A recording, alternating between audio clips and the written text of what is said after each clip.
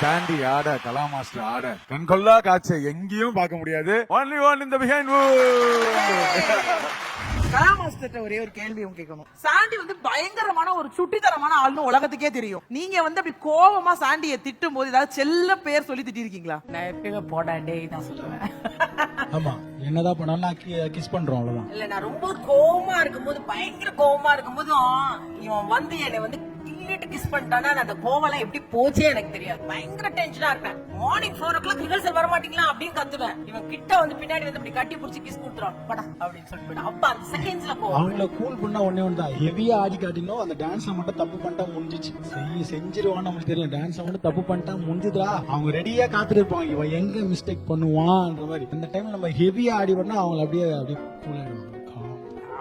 கலா master சாண்டியை பார்த்ததுல இருந்தே அவ்வளவு சந்தோஷமா அங்க இருந்து நீங்க பேசிட்டே இருக்கீங்க. அதை கொஞ்சம் பக்கத்துல வந்து நின்னு சொன்னீங்கன்னா இன்னும் எங்களுக்கு ஒரு பெரிய சந்தோஷமா இருக்கும்.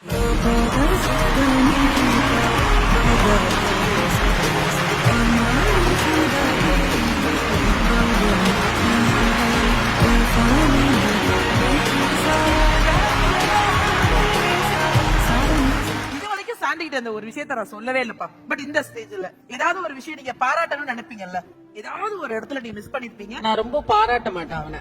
பாராட்டவே மாட்டேன். ஏன்னா அவன் நல்லா வளரணும். எப்பயுமே பாராட்டு கிடைச்சிச்சுன்னா அப்ப அவங்க அதுல ஸ்டாப் பண்ணிடுவாங்க. சூப்பர், நல்லா இருக்குடா, ஆனா ஒன்னும் இருக்குன்னு நான் சொல்லிட்டே இருப்பேன். பட் அதை அவன் மைண்ட்ல வச்சு வச்சு வச்சு வச்சு வச்சு எவ்வளவு ஸ்டூடெண்ட்ஸ் இருக்காங்க, நிறைய பேர் டேலண்ட்ஸ் எவ்வளவு பேர் இருக்காங்க. நீங்க சென்னையில பாத்தீங்கன்னா என்னடா ஒரு 5000 ஸ்டூடெண்ட்ஸ் 5000 10,000 ஸ்டூடெண்ட்ஸ் இருக்காங்க. அதுல ஹார்ட் ஒர்க் பண்ணி சாண்டி எல்லாம் வந்து இவ்வளவு லெவல்ல நிற்கும் போது நம்மளுக்கு ஏன் ஆனந்த கண்ணீர் வருதுன்னா என்ன ஒரு அம்மா ஸ்தானத்துல நான் நிக்கிறேன்.